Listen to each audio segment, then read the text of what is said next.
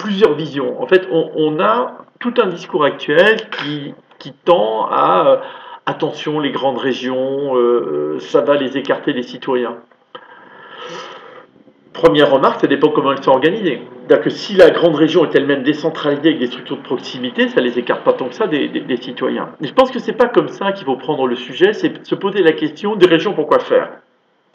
Alors, notre vision actuelle, et c'est pas une vision définitive, hein, tout ceci est en train d'être avancé et creusé, comment, en fait, utiliser les régions pour remettre la France en connexion et en état de compétition au niveau mondial. Et donc se dire, mais finalement, combien avons-nous de villes qui peuvent rentrer en compétition au moins au niveau européen, voire au niveau mondial?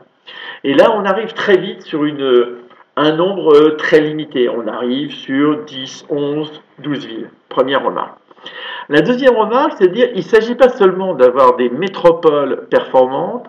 Aujourd'hui, la performance mondiale est fortement liée aux infrastructures et à la capacité à expédier très loin dans le monde et bon marché. Et ça, c'est le trafic maritime. Donc la deuxième question, c'est la connexion à la mer.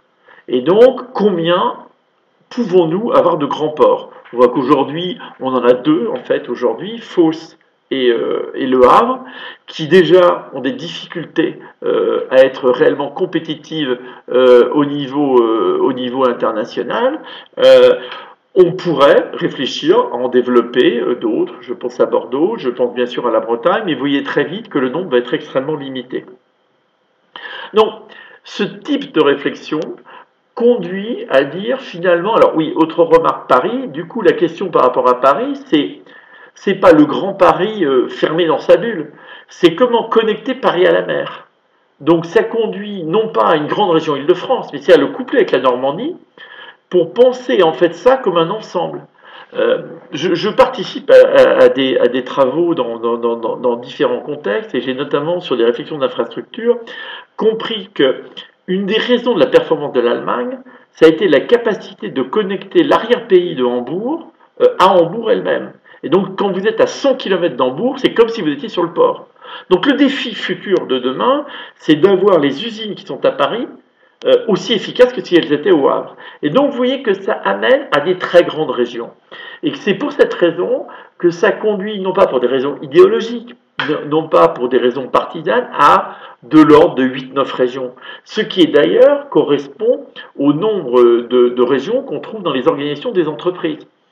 Alors tout de suite derrière se pose une question, c'est qu'on dit, mais alors il va y avoir des duopoles. J'avais cette discussion il n'y a pas longtemps au téléphone avec quelqu'un, président de Languedoc-Roussillon, qui dit, mais alors et Montpellier? Montpellier, dans ce type de logique, il va plutôt avec Marseille qu'avec Toulouse, puisque dans cette logique de connexion à la mer, en fait, il est relié à Fos.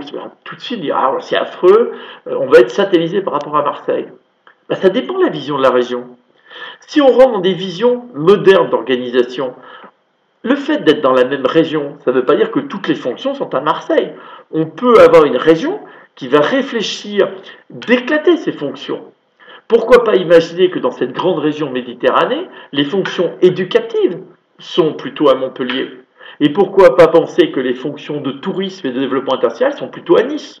Et que Marseille va garder des fonctions, je dirais, économiques et portuaires. Donc on peut avoir une approche beaucoup plus multipolaire et sortir de ces visions qui viennent du passé.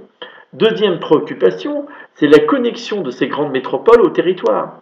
Je viens de finir la lecture du livre La France périphérique, qui est un livre, je recommande vraiment la lecture, qui se lit, je trouve, facilement, et qui apporte une vision extrêmement intéressante du découplage qu'on a actuellement de notre territoire. C'est-à-dire qu'on a des métropoles qui se développent, et on a 40% du territoire qui est déconnecté, toutes les villes moyennes. Et c'est dans ces villes moyennes qu'on trouve le Front National se développant. Donc un deuxième défi de la régionalisation, c'est que ces villes métropoles se mettent au service de leur territoire. Et donc un des dangers serait qu'elles se déconnectent des autres. Donc un défi, c'est non seulement de se relier au monde, mais de relier ces capitales régionales à leur territoire. Donc voilà l'enjeu des régions pour moi.